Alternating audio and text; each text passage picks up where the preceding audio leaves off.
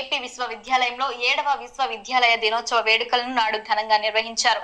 ఈ కార్యక్రమానికి ముఖ్య అతిథిగా supreme court of Indian judge justice C T Ravikumar మరియు గౌరవ అతిథిగా Bengaluru Microsoft data platform director Amit Chaudhary హాజరయ్యారు. ముఖ్య అతిథి జస్టిస్ సిటి రవికుమార్, గౌరవ అతిథి అమిత్ చౌదరి, విశ్వవిద్యాలయ ఛాన్సలర్ డాక్టర్ జి విశ్వనాథన్ చేతుల మీదుగా విశ్వవిద్యాలయ వార్షిక నివేదిక ఆవిష్కరణ జరిగింది.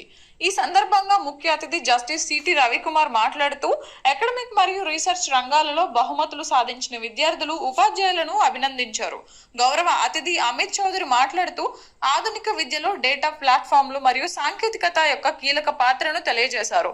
మైక్రోసాఫ్ట్ చేపడుతున్న వివిధ కార్యక్రమాల గురించి వివరిస్తూ విఐటి ఏపీ విశ్వవిద్యాలయం ఉన్నత విద్యలో చేస్తున్న కృషిని కొనియాడారు. విఐటి వ్యవస్థాపకుడు మరియు ఛాన్సలర్ డాక్టర్ జి విశ్వనాథన్ మాట్లాడుతూ విఐటి 4 క్యాంపస్లలో 80,000 మంది విద్యార్థులు పైగా చదువుతున్నారని, అత్యుత్తమ విద్యా విధానాలు, ప్రపంచ స్థాయి ప్రమాణాలతో విద్యను అందిస్తున్నామని, విద్యార్థులు సాధిస్తున్న విజయాలే ఇందుకు నిదర్శనమని తెలియజేశారు.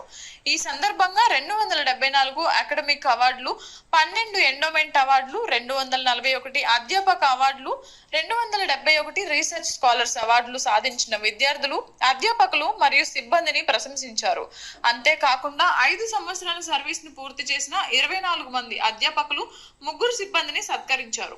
విశ్వవిద్యాలయ vice chancellor doctor S V Kotareddy విశ్వవిద్యాలయ ప్రగతిని పవర్ పాయింట్ ప్రెజెంటేషన్ ద్వారా వివరించారు.